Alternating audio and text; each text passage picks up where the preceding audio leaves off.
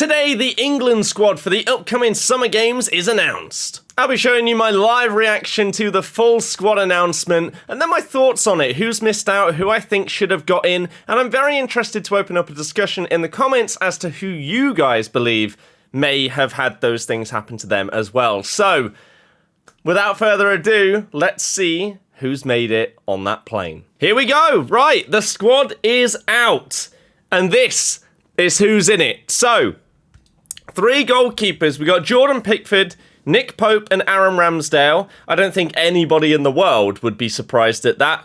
Pickford been instrumental in keeping Everton up and has been solid for England, really. Nick Pope also been solid for Burnley and nearly helped keep them up, but unfortunately for him, they did get that relegation confirmed the other day, last day of the season, in fact. And then Aaron Ramsdale, who's had an interesting season. At times, he's been really good, and others, a little bit, defenders, we've got a lot. So Trent is in the squad. Interesting. Following his previous missing out. Connor Cody is in. Interesting. Mark Guay is in again. He was decent last time when he got in the squad and got a game. Reece James is in. James Justin is in the England squad. Wow. Okay. I guess probably because Shaw, Chilwell are sort of not fully fit and ready to go. So JJ gets a go. Oh, I'm so happy. That's awesome. Okay, hopefully he gets some playing time. That'll be really, really nice to see. Well done, JJ. Harry Maguire is in. Remember when Southgate said that it was picked on form? Interesting. John Stones. Fikayo Tomori, who has just won the league with AC Milan and by all accounts has been a monster this season. Kieran Trippier is in. Kyle Walker is in. And Ben White. There's no Tyrone Mings! Woo! Well done, Gareth. Finally, Mings is out. JJ is in. I'm absolutely buzzing with that. That is incredible. Next up, midfielders, we've got Jude Bellingham, Conor Gallagher, Mason Mount, Calvin Phillips, Declan Rice, and James Ward-Prowse. How do you not put Maddison in the squad?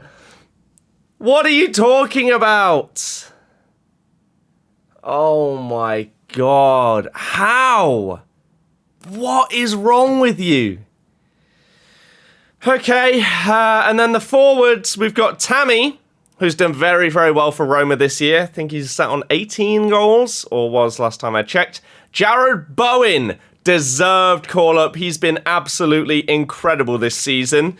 Even despite his injury that he got, he came back from that and has still been looking really, really good. Phil Foden, Jack Grealish, Harry Kane, Bukayo Saka, and Raheem Sterling make up the rest of the forwards. So I'm interested to hear your guys' thoughts. Who do you think has missed out? Who do you think is undeserved in this squad? And let's get into my thoughts. Just a graphic showing the goal contributions from English attacking midfielders. James Maddison has 30 and 120 minutes per goal and assist. Then you got Mason Mount, Bowen, both on 29, both in the squad. Foden, Sterling, Harvey Barnes is even up there.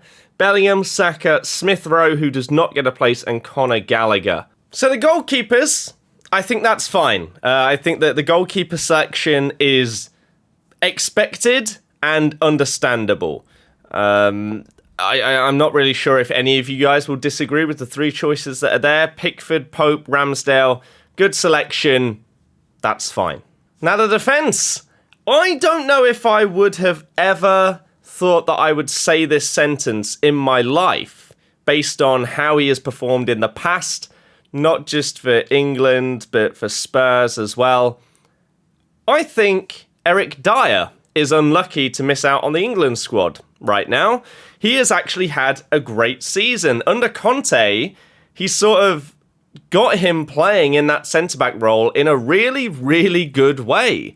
And I think we saw shades of it under Mourinho when he was there, but under Conte, he's become a very solid centre-back, and that defensive line that they've got is getting better and better. So I think he's a little bit unlucky. And I feel like if previous form and stuff like that for England was all taken out of the equation, there is no doubt in my mind that Eric Dyer deserves to be in the England team right now more than Harry Maguire, who has not been good.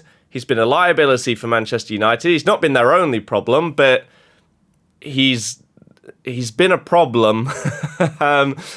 So I think that's harsh on Eric, especially as he has played for England a lot in the past.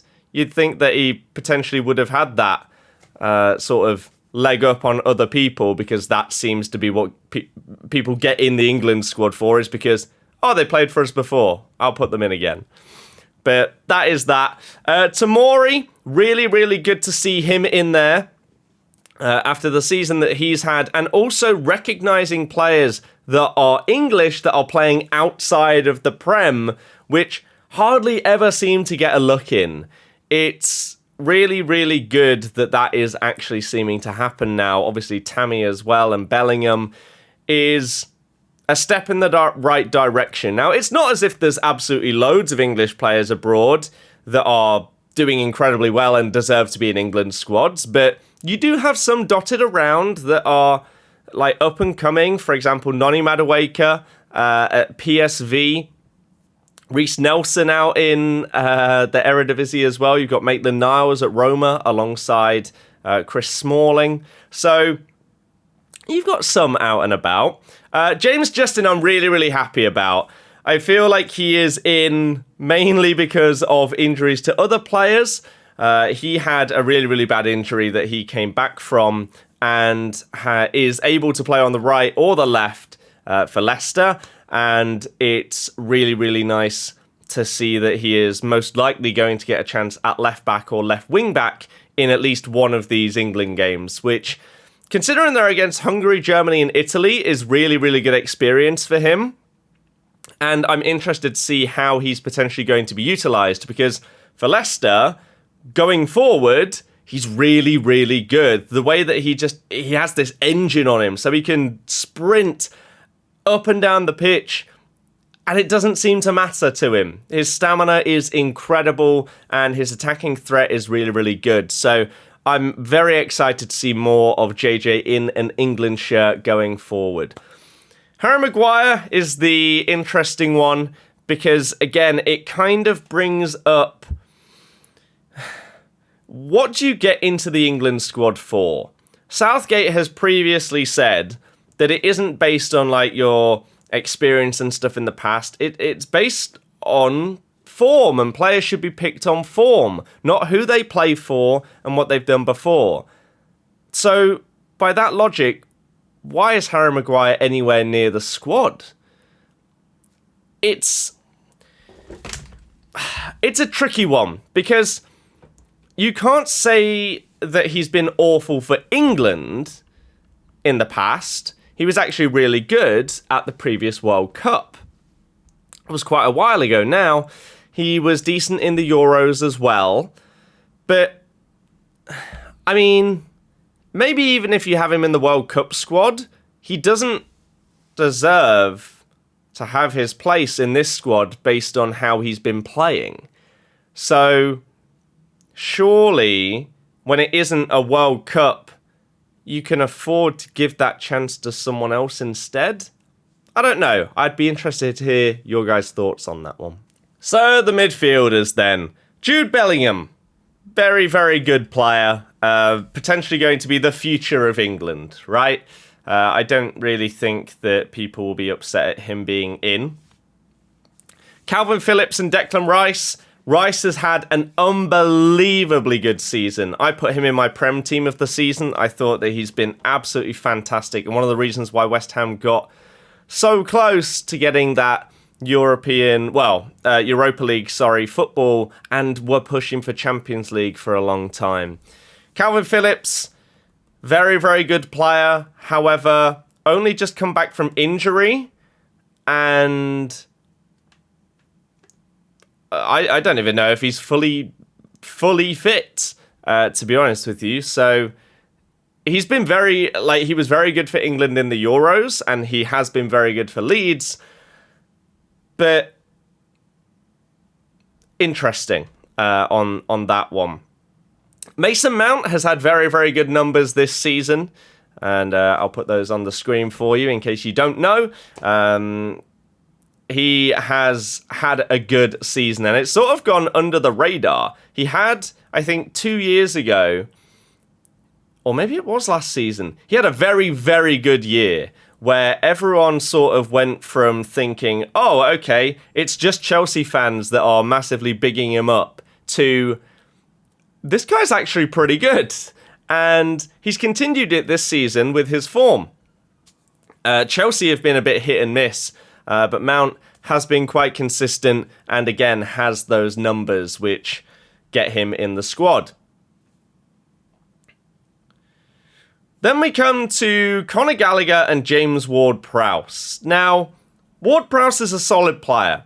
We all know about his ability to score from set pieces. It's absolutely world class.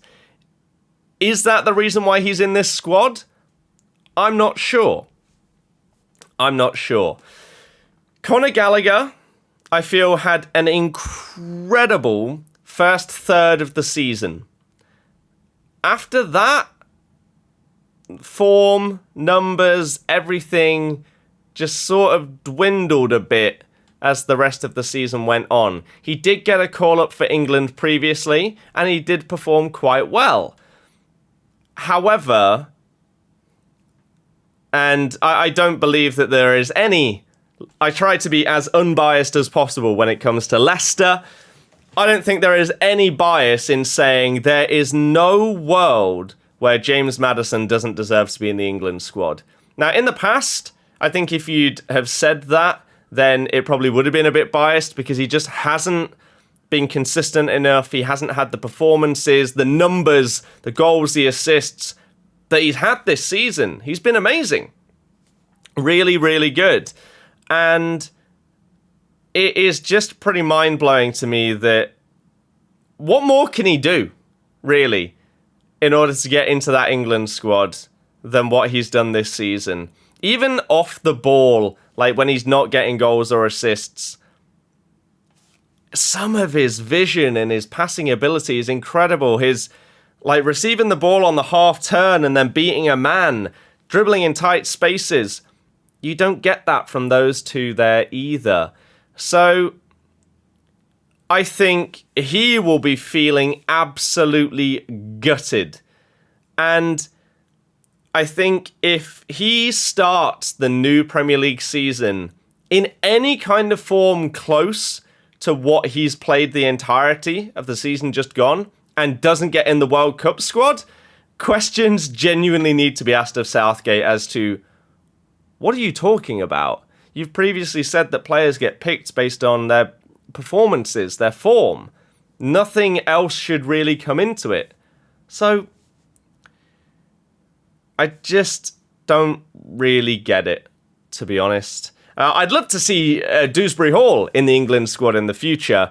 He's had a very good season for us as well, but I think it would be too soon for him to have edged out somebody else. If he performs like he has this season, next season as well, he'd probably have a very good chance, but I think it's too early for him.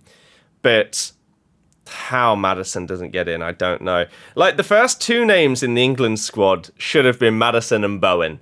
So I'd love to hear your guys' thoughts on this. Let's move on to the forwards. So Tammy is the first up, and he has gone over to Italy this season and had a very, very good time. The Roma fans absolutely love him.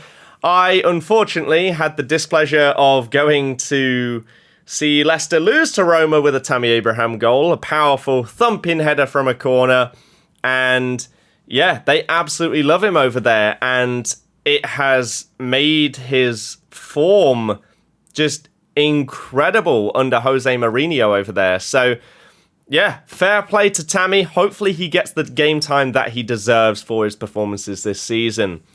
Jarrod Bowen had to be in. Absolutely had to be in. It was never in doubt, right? If he was fit, he would have been in the squad last time. If he was fit now, he had to be in the squad this time. So that is completely fair. Phil Foden, I mean, he is the media darling, the golden boy. Even if he has a dreadful season, I think that he would end up in the England squad. I'm not saying that he's bad or anything close to it. I just feel like he gets so much praise for things that other players do all the time. It's a bit odd. I know that he's a youngster that has so much talent and can be, along with like Bellingham and players like that, the future of England for like the next 10 plus years. But when he's considered as a forward here, his numbers don't really back that up. And there are many players that have had better goals, assists, records and stuff like that than Foden, including multiple midfielders like Maddison that aren't in the squad. So it's an interesting scenario there. Jack Grealish, again, at Villa. There's a reason why I have number 7 here. Going into the Euros, Grealish was, to me, the most exciting player for England, and I was so excited to see him play more and more and more, and then he didn't quite get utilised as much as we all wanted him to. Everyone was begging every game, start him or bring him on earlier. It was so infuriating because he had an impact when he did play. This season at City, in his own words, at the post-match interviews and stuff after they won the league, he said that he's felt a little bit scared to run at people and lose the ball because Pep wants him to keep it so much. And so it's not quite been the Jack Grealish of old. And I wonder whether for England he will feel a bit more free if he's playing in his sort of risk assessment of whether he can afford to try and beat a man again. Because that version of Grealish is so exciting and so good. So hopefully we see that again. Harry Kane smashed it, right? Didn't have the best start to the season, although the Nuno era at Spurs, no one really had a good start to the season for them. Once Conte came in, him and Son have had this inseparable bond of just the two world-class players that have just carried them throughout the season. They then added Kulusevski to the other side as well, who's been unbelievably good. And Kane has just shown why they needed to keep him so badly, and one of the main reasons why they ended up getting Champions League. So he obviously had to be in here. And him and Tammy are going to be the two strikers in this squad. And then the last two players we've got are Bukayo Saka and Raheem Sterling. So Saka had a really, really good season with Arsenal. I guess you could potentially call it his breakout season because he's been starting so many games and having the numbers to back it up. Whereas in previous seasons, you'd been seeing a decent amount of him more and more each year, but he didn't quite have that just ability or seemingly ability to get those goals, get those assists, to push and help Arsenal as much as he has this season. So really, really good season from him. Glad to see him in the squad and excited to see what he can bring. And then Sterling. Sterling is one of those players that I feel like if he didn't play for Man City, his place in the squad would definitely not be a gimme, because yes, he gets good numbers each season, but the reason for that is because he has so many chances given to him by people like De Bruyne. His finishing ability and stuff like that just, it isn't the best, and sometimes it's okay. Like in the Euros, he didn't play well, but he got the important goals. And if you're going to play like that, that's fine. I'll hold my hands up and say, sure, happy for you to be there if you're getting the goals and assists when it matters. Even if you've had a 2 out of 10 performance, you get that winning goal, I'll give you a 10 out of 10. So, missing out, we've got Rashford, which is pretty big, but he has been poor for the best part of like 2 years now. Rashford has not really been that good. So, it makes sense that he's not in the squad. Sancho also not in the squad, maybe under Ten Hag. Either or both of them will break their way back into the England squad for the World Cup after having a really good start to the season. We'll have to wait and see. But let me know, who do you think is lucky to be in this squad? Who do you think has been unlucky to not manage to get in here? How well do you think England will do in these Nation League games? I know some of you will care, some of you won't, but I'm very intrigued to hear all of your thoughts and opinions. So that's going to be it from me. Matters has been robbed. I'll see you guys next time. Goodbye.